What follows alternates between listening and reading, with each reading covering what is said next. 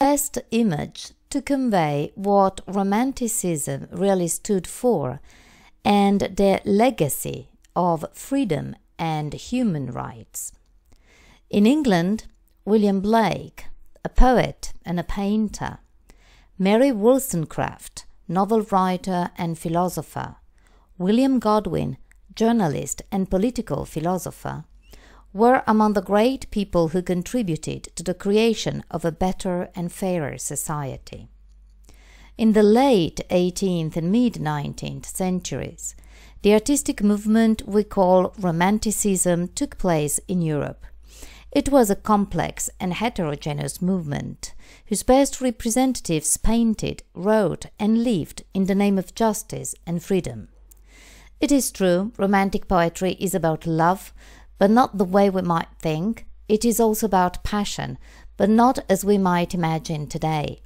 It is about nature and the supernatural and the spiritual dimension of life, but nature is a living organism. The supernatural is never too far from the real, and the spiritual dimension is much deeper and more personal than any officially recognized church. Romanticism means, above all, revolution and freedom. They saw the evils of their time, the poor people who were exploited, children among them, poor girls, and they knew that if you were a girl and you lived in the newly created slums, in dire housing conditions and absolute poverty, prostitution was often the only possibility to earn some pennies. Some philanthropic initiatives attempted to address these issues, but asylums and charity schools were often linked to the exploitative apprenticeship system. In 1788, David Porter tried to initiate legislation to protect apprentices, but children were beginning to be sent from the London workhouses to labour in northern cotton mills. In those years in London, the living conditions of the poor and their children were being given more attention from social reforms, and improvements in hygiene and medical knowledge gradually led to increased life expectancy. However, the situation of the poor, and in particular of their children, was still appalling. The poet and engraver William Blake lived and worked in London all his life. It is through his own eyes that we can see how children lived. Read the first two stanzas of his famous poem titled London.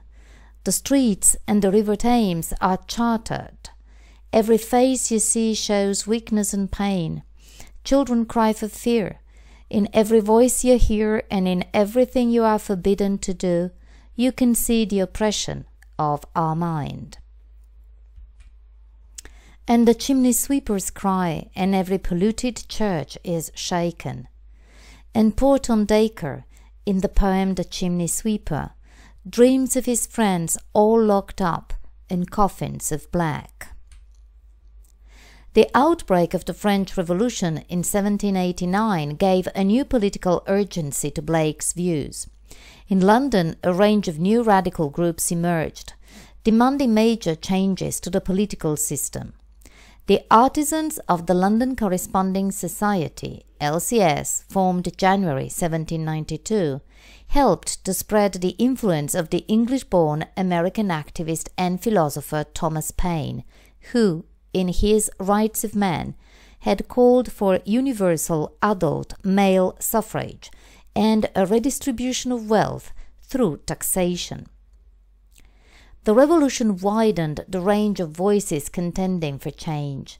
Mary Wollstonecraft, a philosopher, published her A Vindication of the Rights of Woman in 1792. She married William Godwin, the author of the treatise Political Justice. Together, they were among the most prominent voices of the age advocating for change and a better society.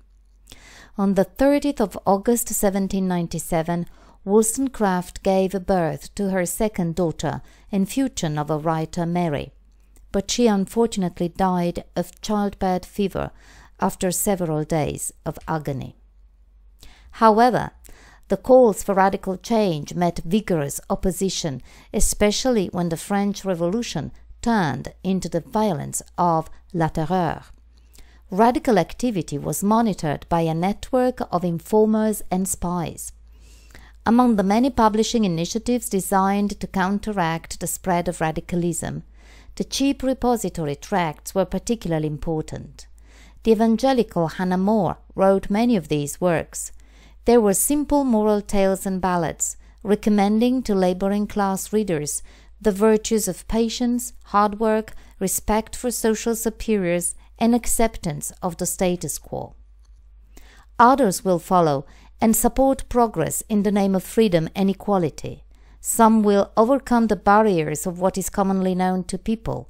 Others will pay their fight for freedom with their own life. We'll talk about this in our next videos.